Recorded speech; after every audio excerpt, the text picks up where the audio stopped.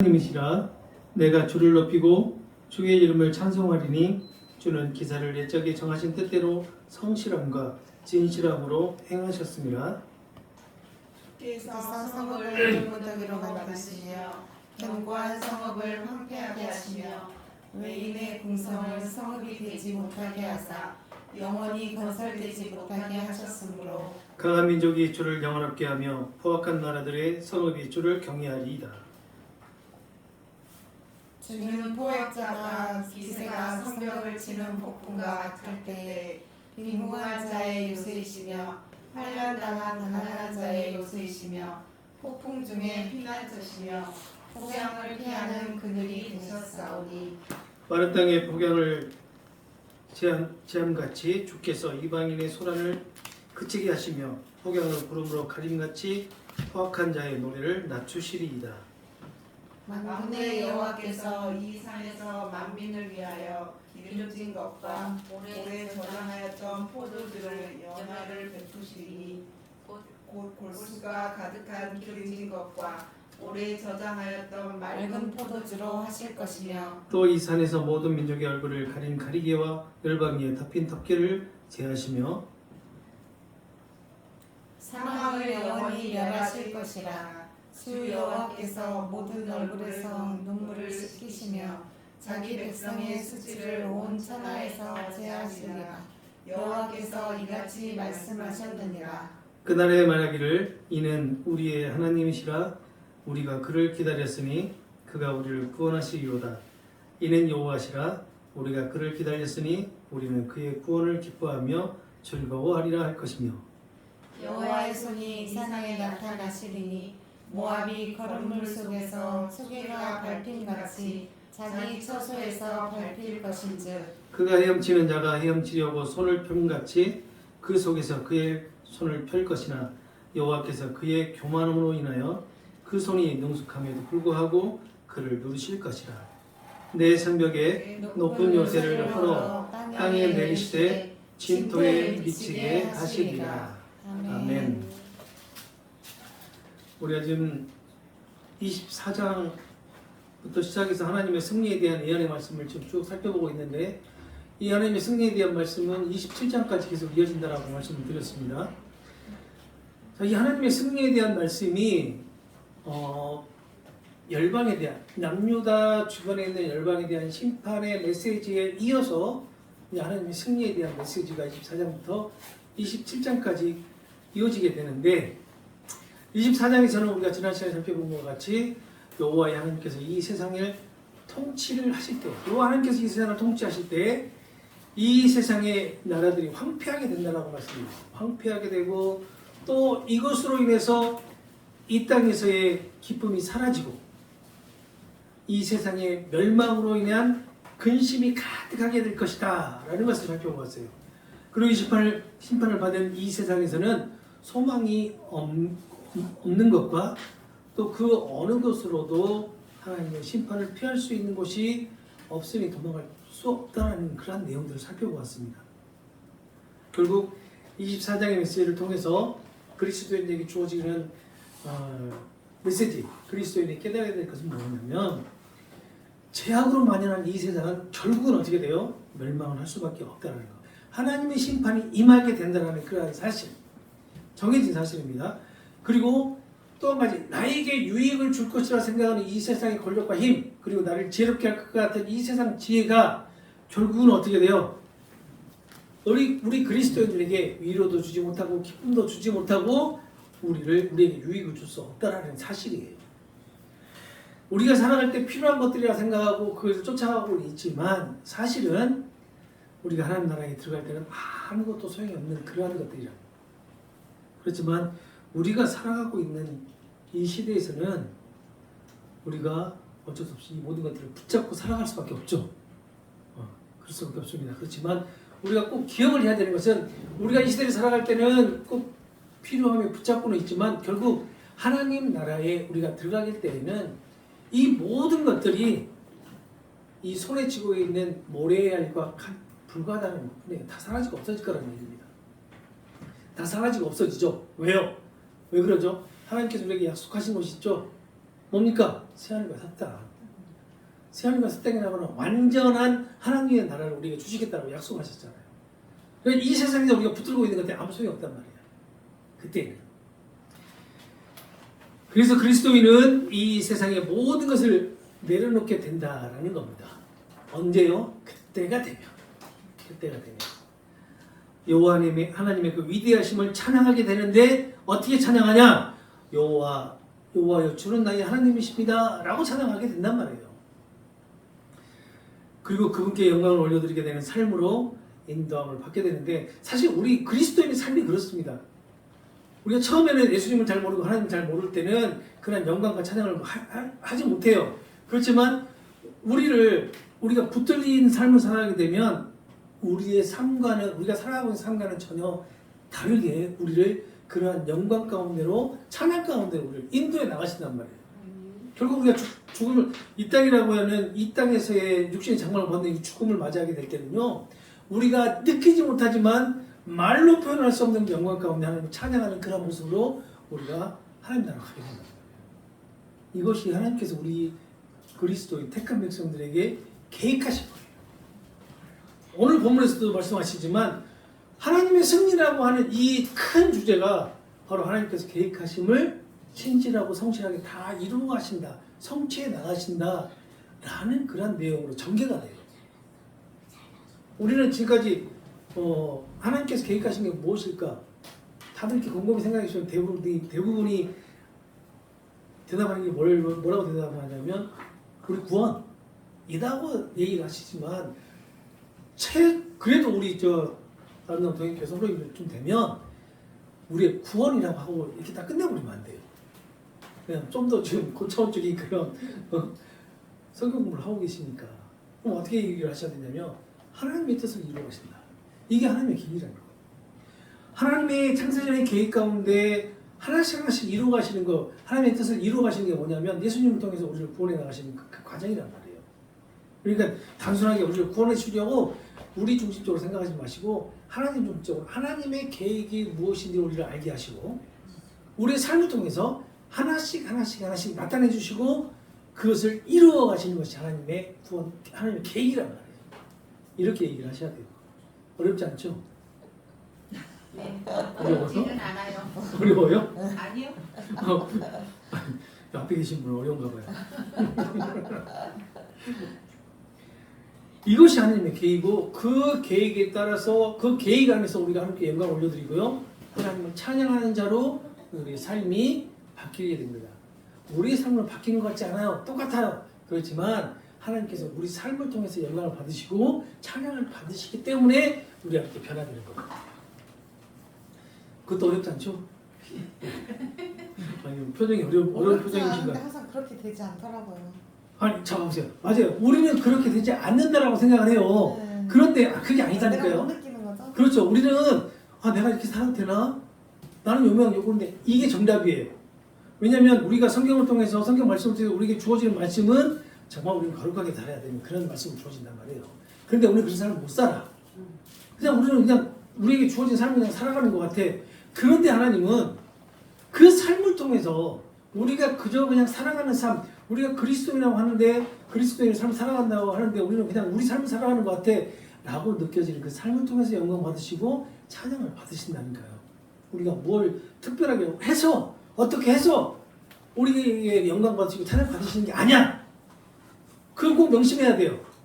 우리가 정말 뭔가 거룩한 삶을 살아서 우리 찬양 받으시는 게 아니라 우리는 그저 우리에게 주어진 삶을 살아간단 말이에요. 애들하고 싸우기도 하고요, 애들하고 부딪히고 세상 사람들하고 부딪히는 삶을 살아가는데 그 삶이 그리스도인으로 허락된 삶이잖아요. 그래서 그 삶을 받으신단 말이에요. 세상 사람들 삶을 받아요? 아니에요. 우리하고 똑같이 살아요, 세상 사람들도. 그렇지만 세상 사람들의 삶을 받아주시는 게 아니라 그리스도인의 삶을 받아주신단 말이에요. 우리도 똑같이 살아가는데 거짓말 하잖아요, 사실. 거짓말도 하고 죄도 짓고 제약된 삶도 살고 가까다가 그러잖아요. 그런데도 그러한 삶을 통해서도 우리의 하나님께서 우리 그리스도인의 삶을 통해 영광 받으시고 찬양 받으신다. 이게 중요한 겁니다. 우리가 무엇을 해서가 아니라 25장의 내용이 바로 그런 내용이에요. 25장의 내용. 자, 하나씩 가볼게요. 25장은 크게 세 부분으로 나눌 수 있어요. 1절에서 5절까지 하나님의 계획을 얘기하시고 그 계획을 성실하게 그리고 진실로 성취해 나가신다라는 그런 내용이고요. 그리고 6절에서 8절은 이 세상을 위해서 하나님께서 잔치를 준비해요. 잔치를 준비하는 내용인데 우리가 흔히 얘기하면 하나님의 잔치는 어떤 잔치예요? 천국 잔치를 의미합니다. 하나님 나라에서의 천국 잔치. 그 다음에 9절에서 12절은 이 하나님의 축복, 이러한 축복들을 절대 경험하는 자들은 받을 수 없다는 것을 다시 한번 상기시켜줘요. 이게 25장의 전체적인 내용이에요. 자, 우리가 1절부터 한번 서서 살펴볼까요? 자, 1절에서는 하나님을 찬양하고 높이는 내용이 나옵니다. 자, 보세요. 주여, 주님은 나의 하나님이십니다. 라고 이렇게 표현을 해요. 주께서는 오랜 옛적부터 놀라운 일들을 계획하셨습니다. 예전부터 놀라운 계획을 세우셨는데 이 모든 계획을 다 이루셨습니다. 라고 찬양을 해요.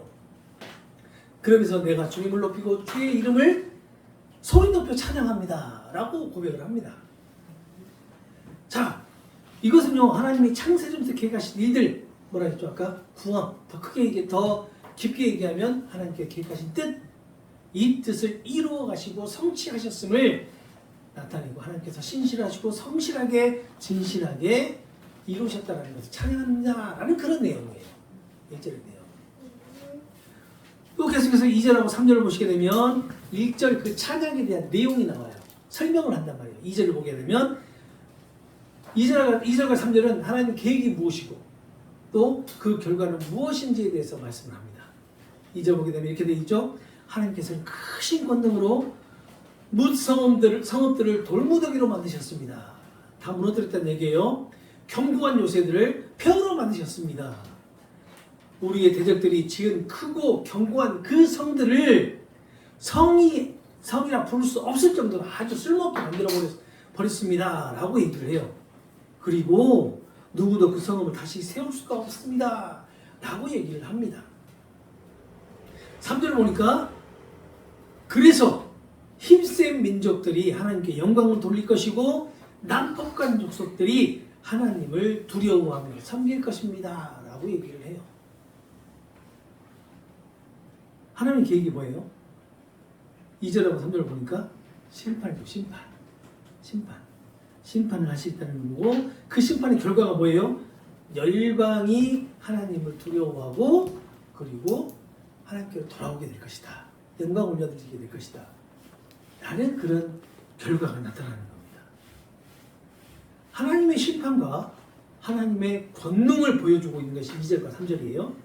그리고 하나님께서 행하신 일들로 인해서 강한 민족들, 남유다보다도 훨씬 더 강한 민족들 뭐가 있죠? 아스루가 있겠고 바벨론이 있겠고 또 페르시아가 있고 또 그리스가 있고 로마 제국이 있겠죠. 이러한 모든 강한 나라들이 하나님께 나타나서 하나님 앞에서 하나님께 영광 올려드리고 또 이 포악한 나라들이 하나님을 두려워하게 될 것이다 라는 거예요. 그리고 실제로 그렇게 이루어졌죠. 그런 나라들이. 그러면서 4절과 5절에서 하나님을 높이고 찬양하는 이유에 대해서 설명을 합니다. 왜 하나님을 이렇게 높이고 찬양하느냐? 4절과 5절 보니까 하나님께서는 힘없고 가난한 자들의 피난처시고 또 공경에 빠진 자들의 요새이시며 그리고 폭풍을 피할 도피처이시고 또 내릴 때면 떼약볕을 막아주는 그늘이십니다. 라고 한단 말이에요. 그래서 하나님을 찬양하는 겁니다. 그리고 거만하고 포악한 자들이 그들의 기세는 성벽을 마구 쳐대는 폭풍과 같고 또 메마른 광야에 지글거리는 폭염과 같습니다. 라고 4절에 얘기를 해요. 그러나 하나님께서는 이 포악한 이방 사람들의 소란과 아우성을 잠잠하게 하셨습니다. 라고 4절에 얘기를 하죠. 그리고 하늘의 구름이 땅의 뜨거운 열기를 식혀주는 것 같이 하나님께서는 땅의 난폭한 자들의 그 떠들어대는 거만한 소리를 그치게 하셨고 그러기 때문에 하나님을 높이고 찬양해야 됩니다. 라고 3절하고 4절에 얘기를 해요. 거기서 보면 4절을 보게 되면 폭풍과 폭염이라고 나와 있잖아요. 폭염, 폭풍 이런 단어가 나와 있는데 이것은 뭐냐면 하나님의 백성들을 압제하고 있는 일시적인 세력들, 권세를 얘기합니다. 그러니까 지금 우리가 이 이사야 선지자가 말하고 있는 이 시대는 지금 아수르 왕이 지금 이 남유다를 포위하고 있는 그런 시대잖아요. 그것을 얘기하고 그리고 아수르에 의해서 바벨론이 남유다를 이제 멸망시키는 그러한 세대이기 때문에 여기서 말하는 이 폭풍과 폭염은 누구를 의미하냐면 아수르 세력과 남유다 세력, 아니 바벨론 세력을 지금 의미한다고 볼 수가 있어요. 그러한 세력들이 잠시 이 남유다를 지배를 하겠지만 결국은 어떻게 된다는 얘기예요? 이 세력에서 벗어나게 해주신다. 라는 그런 의미가 되죠. 맞잖아요. 아수르에서 이 남유다 예루살렘 성이 멸망을 할 것 같이 포위를 하고 쌓았지만 결국은요 남유다 예루살렘 성을 점령하지 못하고 다시 돌아가서 아수르는 멸망을 하게 되죠. 그리고 바벨론이 결국은 남유다 성을 점령을 하지만 멸망을 시키지만 어떻게 돼요? 결국 70년 후에 다시 돌아오게 되는 그런 역사가 일어나잖아요. 남유다가 멸망을 한 것 같지만 멸망하는 것이 아니라 남은 자를 통해서 하나님께서는 계속 하나님께서 계획하신 그 뜻을 이루어 가신다는 우리가 잘 알고 있잖아요. 그렇죠? 맞습니다.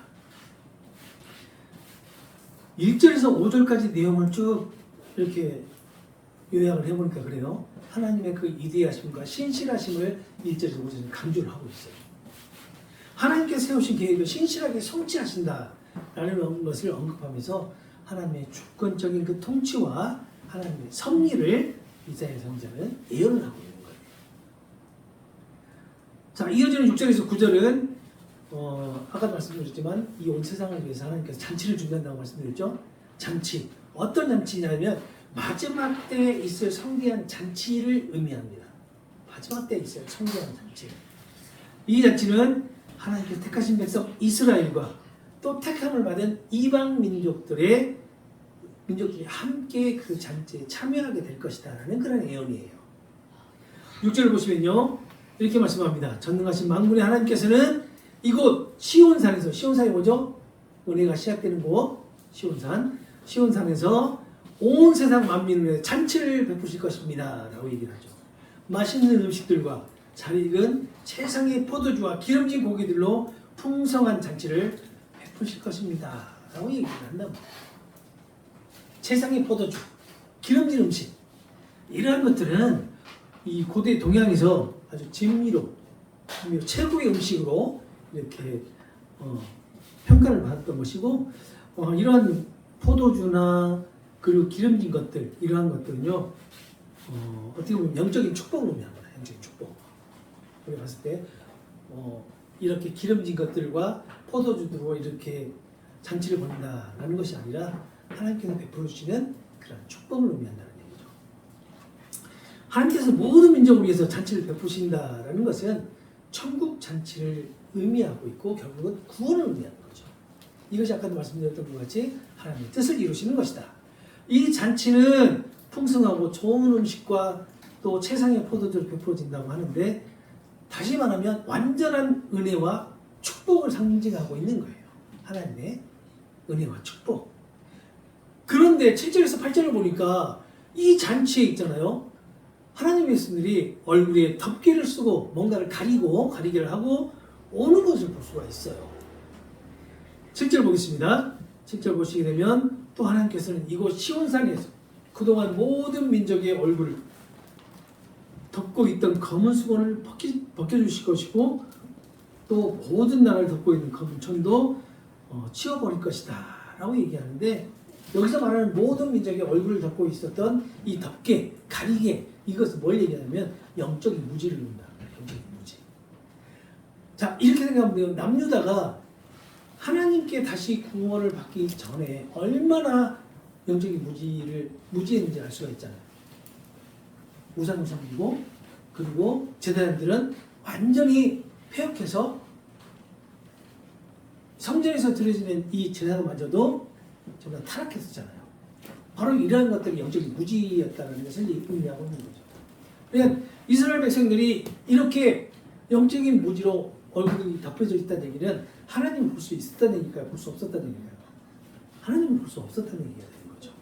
그런데 7절에서 보니까 이것을 제하셨다. 이건 뭐냐면 얼굴에서 이렇게 벗기셨다는 거예요. 네. 얼굴에서. 하나님께서 모든 민족의 어린 얼굴에 그 가린 장막과 덮개를 제하실 것이다 라는 그런 이 예언인데, 이것을 좀 더 신약으로 넘어가게 되면 신약에서 지성소를 가리고 있었던 해막이 어떻게 돼요? 휘장이 저쪽으로 갈라지게 되죠. 저쪽으로 갈라지면서 하나님께로 나갈 수 있는 길이 열리게 되잖아요. 얼굴을 가리고 있다라는 것은 그만큼 하나님께로 나아가는 길이 막혀져 있다는 것을 의미하는데, 이것을 제하셨다는 것은 그 길을 다시 열으셨다. 신약에서 휘장이 둘로 갈라지고 그리고 하나님께 나아갈 수 있는 길이 열렸다라는 것을 의미하고 있는 거고, 어떻게 보면 이것이 그 택한 백성들의 구원을 의미하기도 할 수도 있겠지만, 하나님을 아는 지식이 온 땅에 충만해졌다는 것을 의미할 수도 있어요. 다시 한번 얘기하지만 남유다 시절에 지금 우리 이사야서에 등장한 그 배경을 한번 봐봐요. 하나님에 대한 지식이 정말 충만했을까요? 아니었잖아요. 우상도 충만했고 그리고 나의 유익이 더 충만했기 때문에 모든 민족의 백성들이 하나님보다는 나를 위해서 살아갔던 그런 시대이기도 합니다. 오늘날 시대하고 좀 비슷하기도 하죠. 이런 시대에 하나님을 아는 지식이 충만해졌다고 하면 과연 그렇게 살 수가 있었을까? 내가 우상을 섬기고 그리고 나를 위해서만 나의 유익을 위해서만 살아갈 수 있었을까? 한번 생각해 보세요.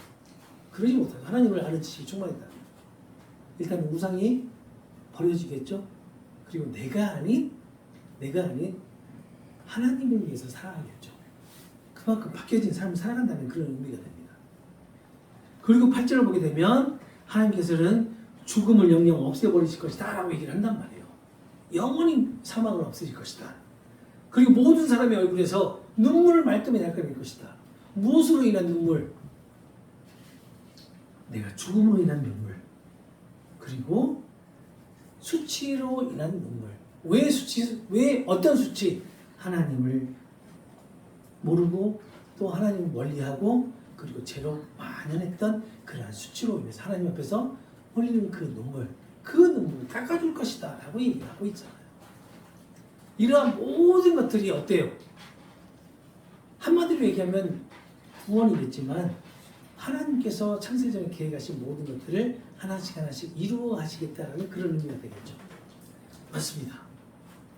하나님께서 영원히 사망을 멸하신다. 다시 말하면 죽음의 근본 원인이 뭐죠? 무엇의 삭시 죽음이에요? 그렇죠. 죄의 삭시 죽음이잖아요. 이것을 제하시겠다는 거죠. 모든 얼굴의 눈물을 씻기실 것이다. 죄사함과 구원과 그리고 위로를 해주실 것이다 라는 그런 의미입니다. 자기 백성의 수치라는 것은 아까도 말씀드렸지만 그 죄로 인해서 하나님의 백성들이 불순종하게 되잖아요. 바로 그런 것들을 의미하고 있고, 또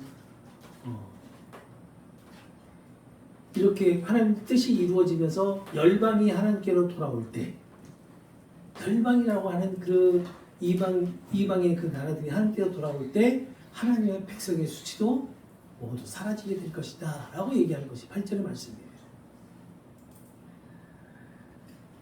그러면서 이제 9절에서 12절의 마지막에 하나님의 이 축복이 이렇게 하나님께서 계획하신 모든 계획들이 하나씩 이루어가시고, 그리고 하나님의 백성들에게, 택한 이방인 백성들에게 하나님께서 축복을 내려줄 것인데, 그 축복 가운데에서는 교만한 자들이 위한 것이 아니다 라는 것을 다시 한번 상기시켜 주면서 무엇이 등장하냐면 모압인가요? 네, 모압이 다시 등장을 해요. 그렇지만 여기서 등장하는 모압은 그냥 모압이라고 하는 한 나라를 얘기하는 것이 아니라 하나님을 따르지 않는 모든 나라들을 의미합니다. 하나님을 따르지 않는 모든 나라의 대표로 모압의 이름을 사용하고 있는 거예요. 자, 한번 봐볼까요? 9절에 그날에 사람들은 하나님을 향해 소리 높여 말하기를 보라 이분이야말로 바로 우리의 하나님이시다. 우리가 이분을 믿고 의지하였더니 이분께서 우리를 구원해 주셨다라고 한단 말이에요. 이분은 우리 하나님이시다. 우리가 믿고 의지했던 바로 그 하나님이시다. 이분께서 우리를 구원해 주셨으니 우리가 이제 기뻐하고 즐거워하자 라고 9절에 지금 얘기를 하고 있는 거예요.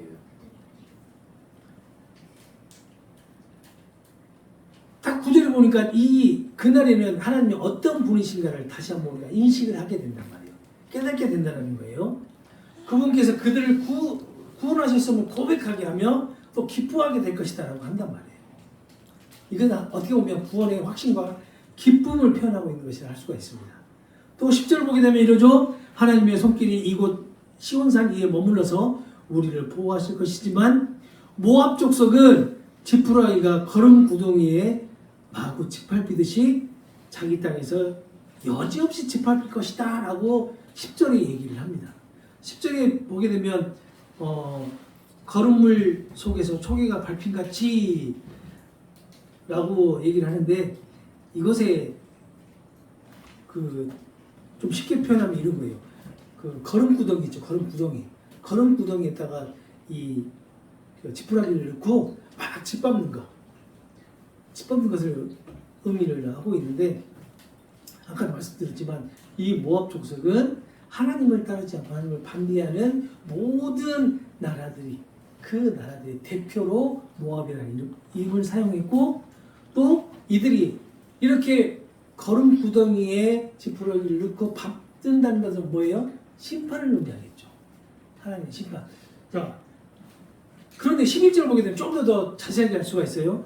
마치 물에 빠진 자가 죽지 않으려고 양팔을 뻗어서 허우적거리며 헤엄치듯이 어디서? 저 거름 구덩이에서 빠져나오기 위해서 발버둥을 치듯이 모압이 그러니까 하나님을 따르지 않는 모든 이방 족속들이 거름 구덩이 속에서 벗어나라고 양팔을 뻗어서 허우적거리면서 헤엄칠 것이다 라는 거예요. 11절에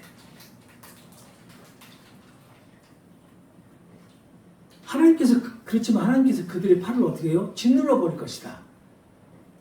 그들의 팔을 힘껏 짓눌러서 그들의 교만이 여지없이 꺾어버릴 것이다. 우리가 모압하면 어땠어요? 아주 교만한 그런 나라로 우리가 지난 시간 주변 열방들 공부할 때 배웠잖아요. 얼마나 이 교만했던 나라에 있는지. 그 교만을 전부 다 하나님께서 짓눌러 버리실 것이다. 라는 그런 얘기입니다. 그리고 이런 교만한 자들은 하나님 나라에 들어갈 수 없다. 하나님의 뜻 가운데 함께 할 수 없다라는 것을 지금 얘기하고 있는 거예요.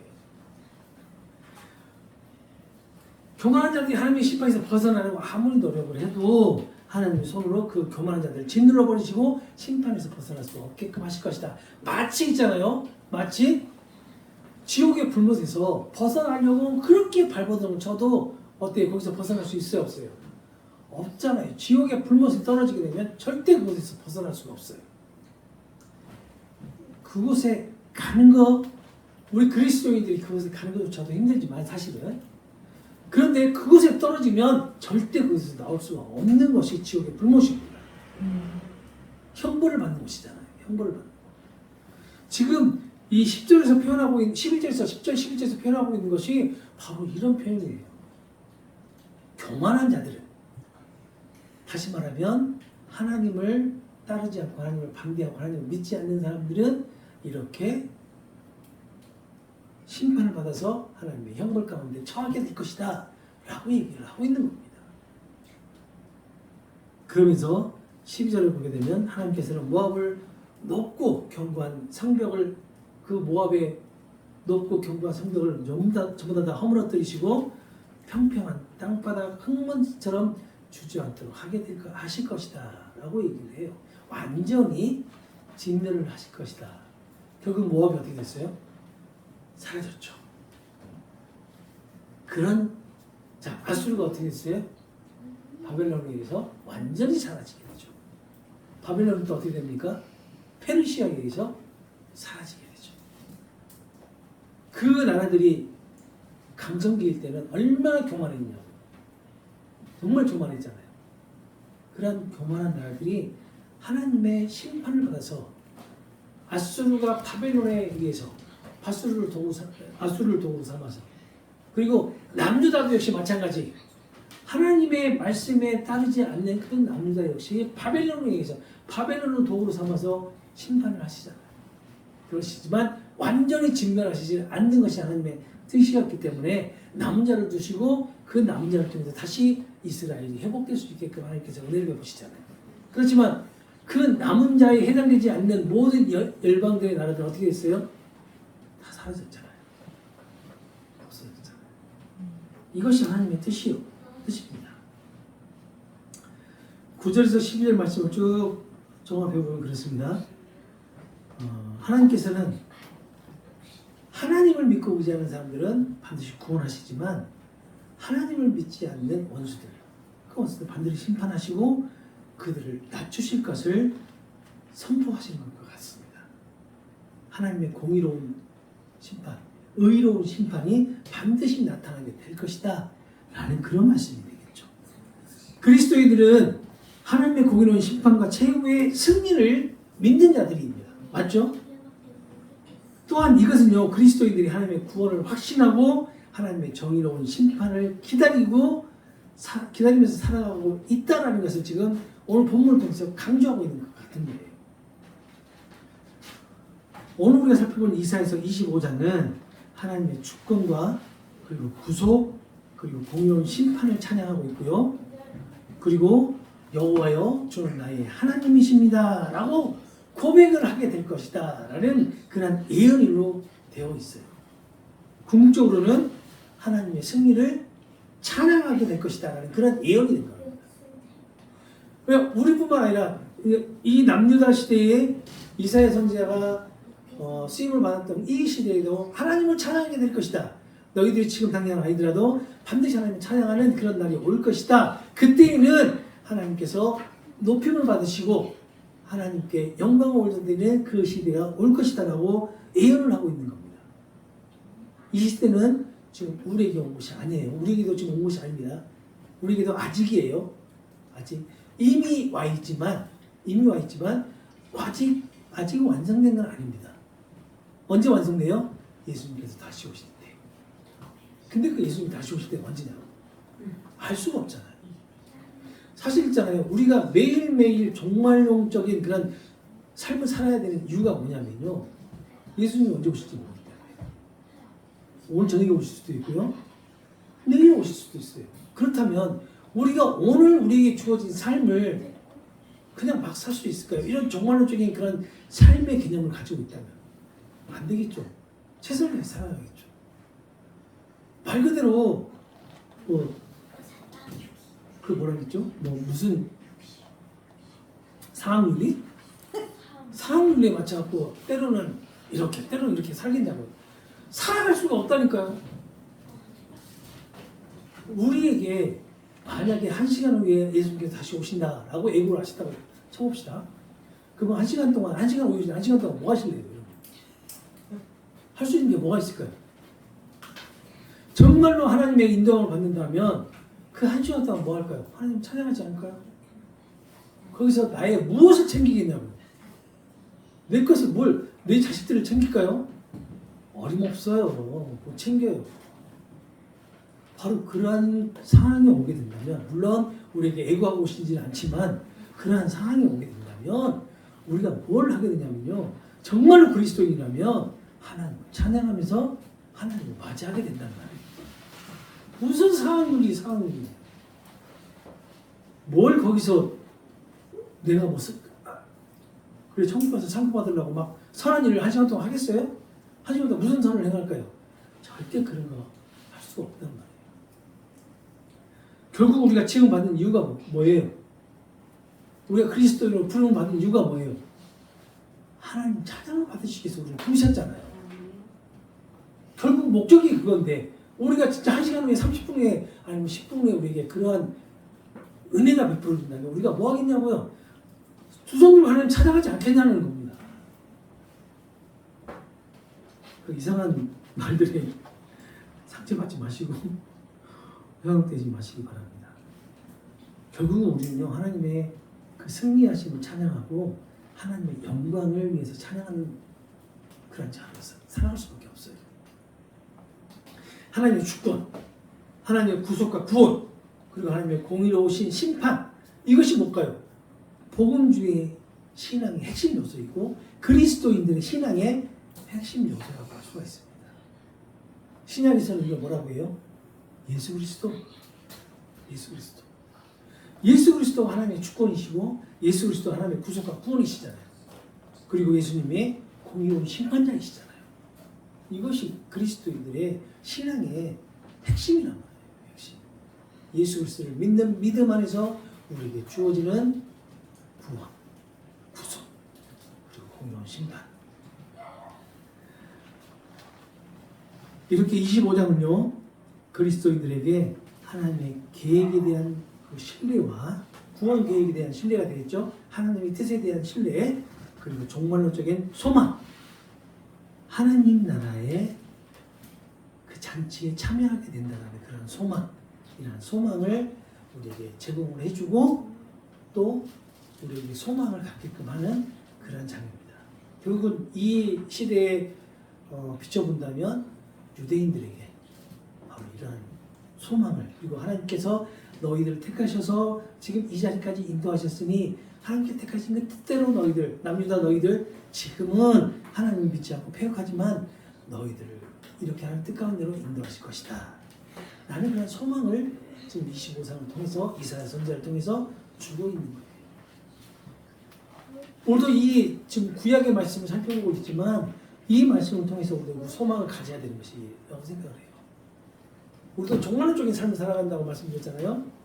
그래서 우리가 지금 이 종말론적으로 하나님 나라의 잔치에서 살아가는 것을 우리가 꿈꾸면서 소망하면서 살아가야지 지금 이 시대에 살아가면서 우리에게 주어지는 여러 가지 힘들고 어려운 상황 가운데서도 예수 그리스도를 그 인도하심에 우리가 감사함으로 찬양하며 살아갈 수 있는 겁니다. 오늘 말씀을 통해서도 여러분들 소망을 좀 가지고 위로를 받는 그런 시간이 되었으면 좋겠습니다. 제가 너무 빠르게 막 얘기를 했는데 그렇지 않은 걸 다 끝내지 못할 것 같아서 25장을 못 끝내면 또 좀 길긴 했지만 그래도 빨리 좀 진행을 좀 했습니다. 오늘 여기까지 하고 들어가겠습니다. 하나님 감사합니다. 오늘 말씀을 통해서 우리가 하나님의 그 계획하심에 큰 소망을 가지게 되었습니다. 하나님 지금의 연약하여서 하나님의 뜻이 무엇인지 하나님 말씀이 무엇인지 깨닫지 못하는 삶을 살아가고 있지만 그래도 하나님께서 우리를 붙들어 주셔서 우리를 인도해 주실 것을 믿습니다. 하나님 우리에게 하늘 소망으로 우리에게 주어진 삶을 기쁨으로 감사함으로 살아가도록 도와주시옵소서. 주 예수 그리스도의 감사하며 기도드립니다. 아멘.